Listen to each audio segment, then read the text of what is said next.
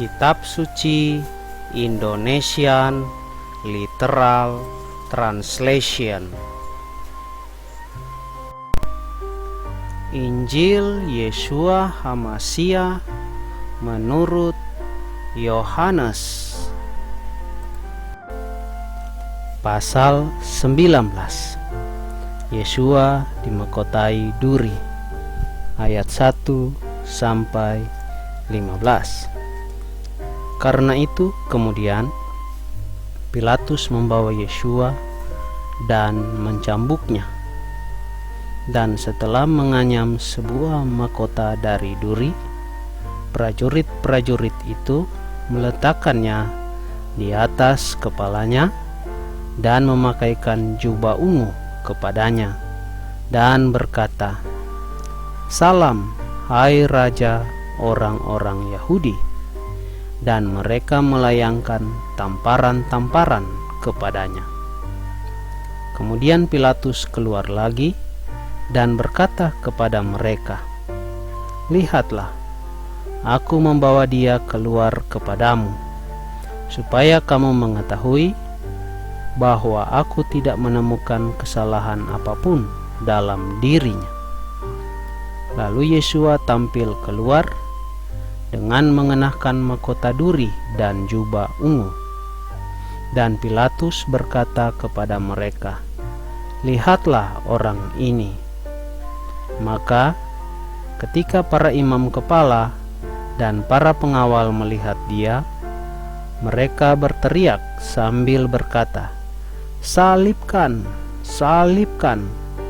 Pilatus berkata kepada mereka, "Bawalah dia dan kamu salibkanlah, karena aku tidak menemukan kesalahan dalam dia."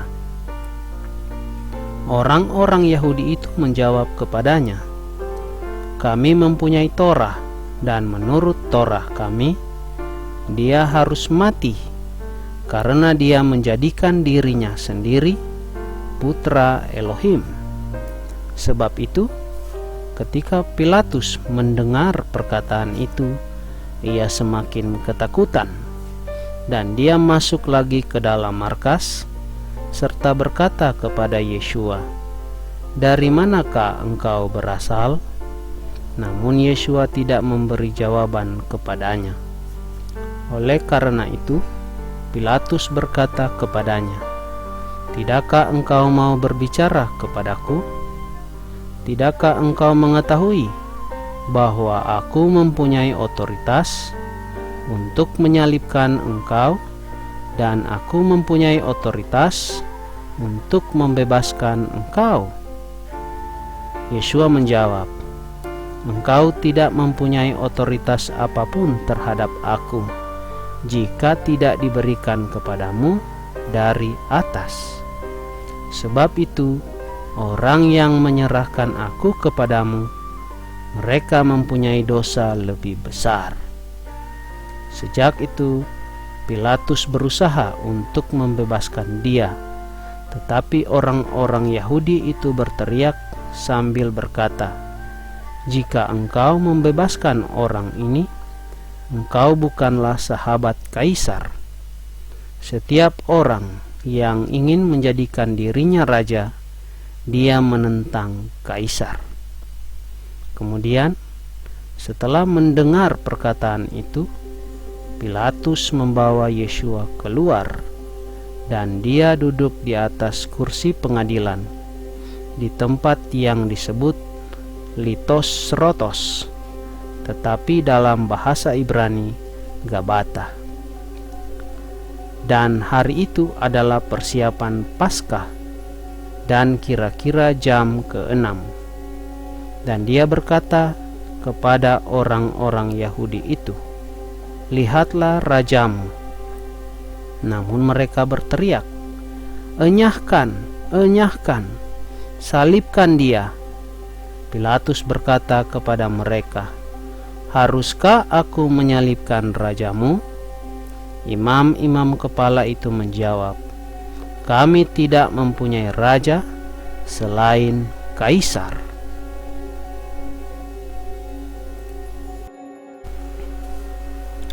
Penyaliban Yeshua ayat 16 sampai 27.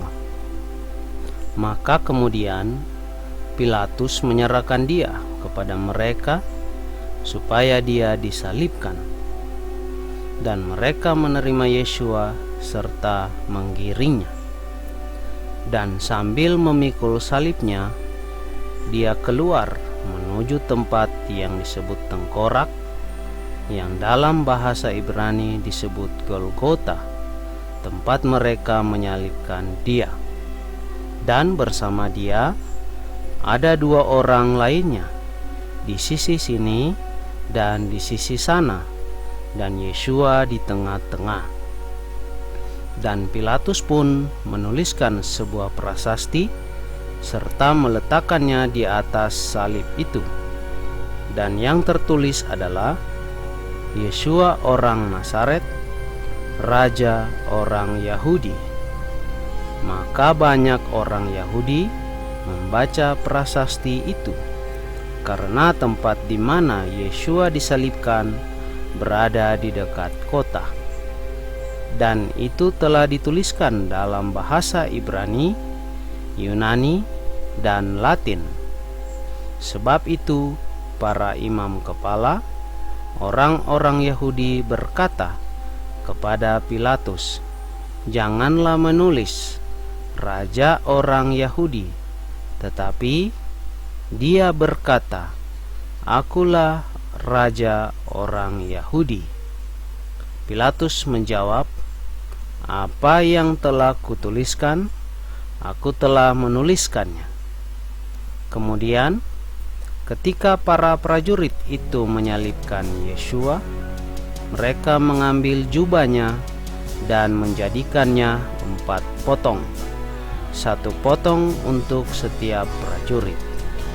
Juga pakaiannya, tetapi pakaian itu tanpa jahitan, dari atas seluruhnya tenunan.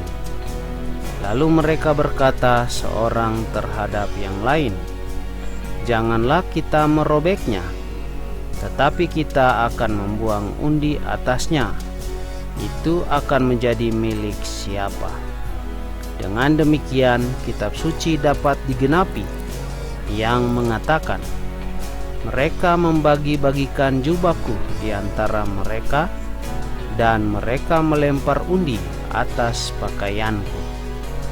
Memang kemudian para prajurit itu telah melakukan hal-hal itu.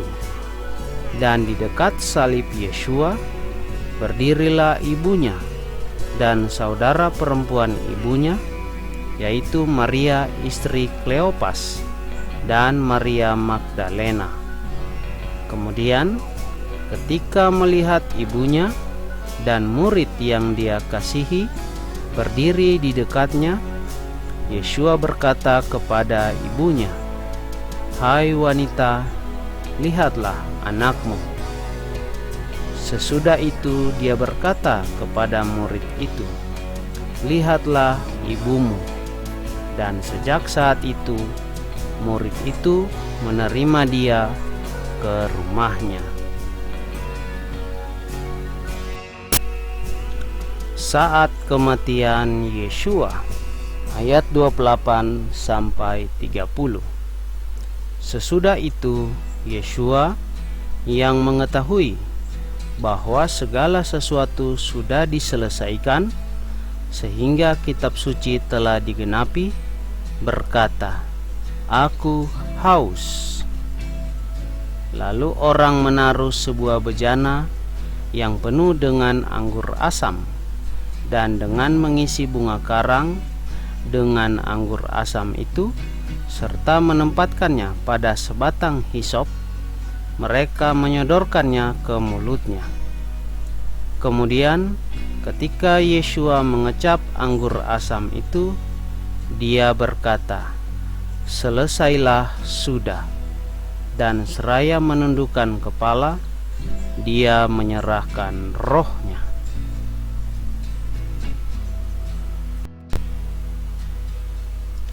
Lambung Yeshua ditikam ayat 31 sampai 37. Kemudian agar mayat-mayat itu tidak tetap di atas salib pada hari Sabat, karena itu adalah hari persiapan, sebab hari itu adalah hari Sabat yang agung. Maka mereka meminta kepada Pilatus agar kaki-kaki mereka dipatahkan dan mereka harus dibawa pergi. Lalu datanglah para prajurit dan benar-benar mematahkan kaki orang yang pertama dan orang yang lainnya yang disalibkan bersama dia. Namun ketika tiba pada Yeshua, saat mereka melihat dia sudah mati, mereka tidak mematahkan kakinya. Akan tetapi seorang dari para prajurit itu menikam lambungnya dengan sebuah tombak, dan seketika itu juga keluarlah darah dan air. Dan orang yang melihatnya telah bersaksi, dan kesaksiannya itu benar, dan dia sudah mengetahui bahwa dia mengatakan yang benar, supaya kamu dapat percaya. Sebab hal-hal itu telah terjadi supaya kitab suci dapat digenapi. Tidak satupun tulangnya akan dipatahkan. Dan lagi bagian lain kitab suci berkata, mereka akan memandang kepada dia yang telah mereka tikam.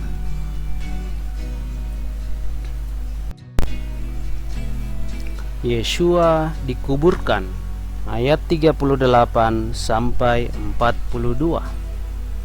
Dan setelah hal-hal itu, Yusuf dari Arimatea yang menjadi murid Yeshua tetap dengan sembunyi-sembunyi karena takut akan orang-orang Yahudi. Dia meminta kepada Pilatus agar dapat mengambil mayat Yeshua, dan Pilatus mengizinkannya. Lalu ia datang dan mengambil mayat Yeshua. Dan datanglah juga Nikodemus, orang yang datang kepada Yeshua pada malam hari yang pertama itu, sambil membawa campuran minyak mur dan gaharu, kira-kira 100 litra. Lalu mereka mengambil mayat Yeshua dan membalutnya dengan kain linen bersama rempah-rempah, sebagaimana adat yang berlaku pada orang-orang Yahudi untuk mempersiapkan penguburan. Dan di tempat di mana dia telah disalibkan ada sebuah taman, dan di taman itu terdapat sebuah kubur baru yang di dalamnya belum pernah seorang pun dikuburkan. Oleh karena itu, berhubung hari persiapan orang-orang Yahudi, karena kubur itu dekat, maka mereka membaringkan Yeshua di sana.